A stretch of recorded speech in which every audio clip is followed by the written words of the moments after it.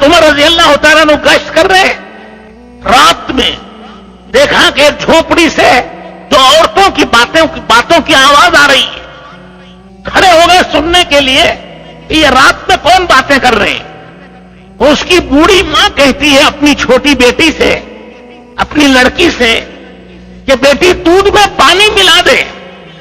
وہ بیٹی کہتی ہے اماں جان, امیر المومنین نے دودھ میں پانی ملانے سے منع کیا ہے.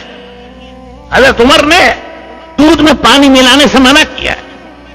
بوڑھی ماں کہتی ہے ارے تیرا امیر المومنین یہاں کہاں بیٹھا ہے, رات ہے, تنہائی ہے, اندھیرا ہے, بند کمرہ ہے, دودھ میں پانی ملا دے. وہ بیٹی کہتی ہے ابھی شادی نہیں اس کی. وہ بیٹی کہتی ہے اماں جان امیر المومنین تو نہیں ہے, لیکن میرا اور تمہارا اور امیر المومنین کا رب تو دیکھ رہا ہے. یہ اللہ کا ڈر, یہ اللہ کا خوف, یہ اللہ کا دھیان. رات ہے, اندھیری ہے, سناٹا ہے, بند کمرہ ہے, کوئی دیکھنے والا نہیں, لیکن یہ خیال ہے کہ اللہ دیکھ رہے ہیں.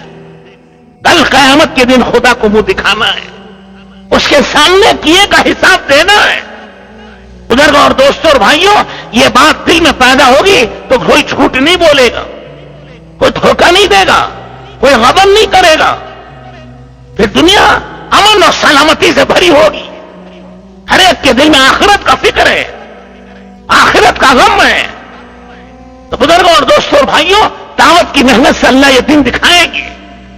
حضرت محمد الرسول اللہ صلی اللہ علیہ وسلم کی سنتوں پر چلنا اسے اپنی جان سے زیادہ محبوب ہو جائے گا. یہ تو خود حضور صلی اللہ علیہ وسلم نے فرمایا تم سچے پکے مسلمان اس وقت ہوگے جب اپنے ماں باپ سے, بیوی بچوں سے, حتیٰ کہ اپنی جان سے زیادہ میری محبت.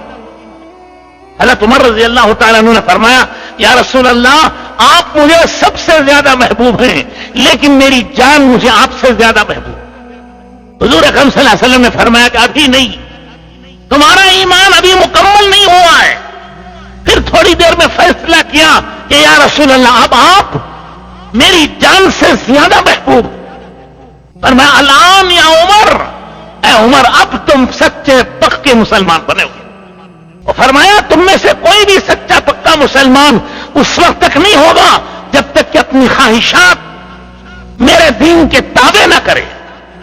کیا مطلب؟ اپنی خواہش کو چھوڑ کر رسول اللہ کی سنت و طریقہ پر جب تک نہیں آئیں گے اس وقت تک سچا پکا مسلمان نہیں بنے گا. وہ خواہش کا غلام ہے.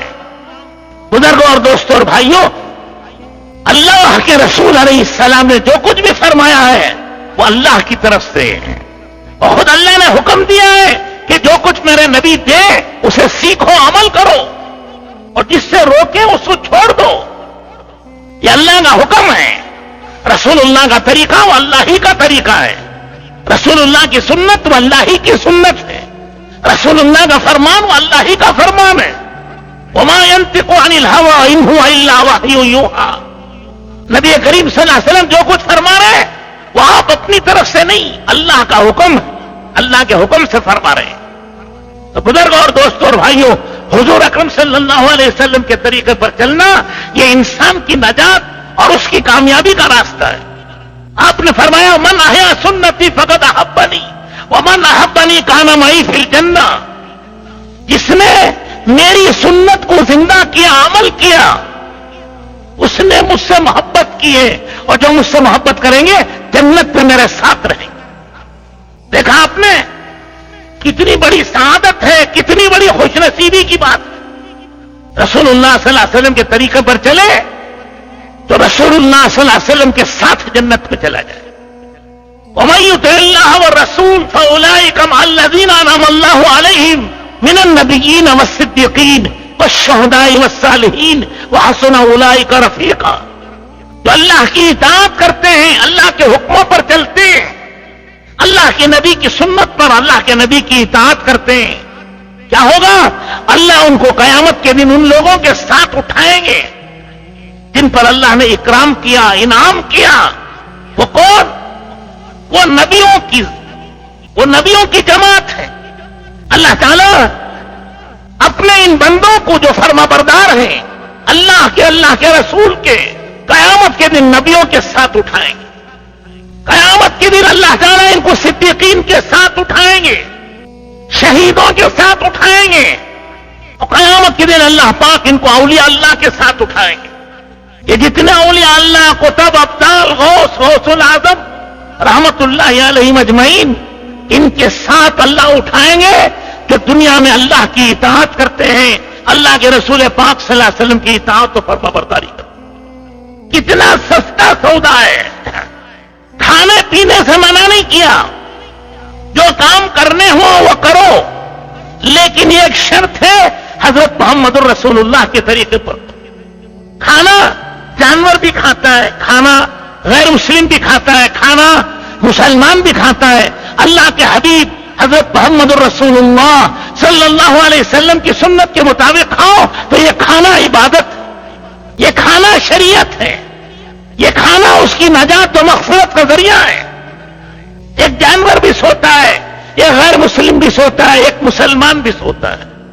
حضرت رسول اللہ صلی اللہ علیہ وسلم کی سنت کے مطابق سو گئے تو یہ 6 گھنٹے کا سونا عبادت میں لکھا جائے گا. وہ شریعت ہے, وہ عبادت. اسی طرح کمانا, تجارت کرے, امپورٹ ایکسپورٹ کرے, دنیا بھر کے کام کرے, تجارت کرے تو کیا ہوگا؟ اللہ کے رسول کی سنت کے مطابق کرے. کیا طریقہ ہے؟ فرمایا التاجر الصدوق الامین یوم القیامت مع النبیین والصدیقین والصالحین او کما قال علیہ الصلاۃ والتسلیم. جو تجارت سچائی کے ساتھ, امانت داری کے ساتھ کرے گا, قیامت کے دن وہ نبیوں کے ساتھ اٹھے گا.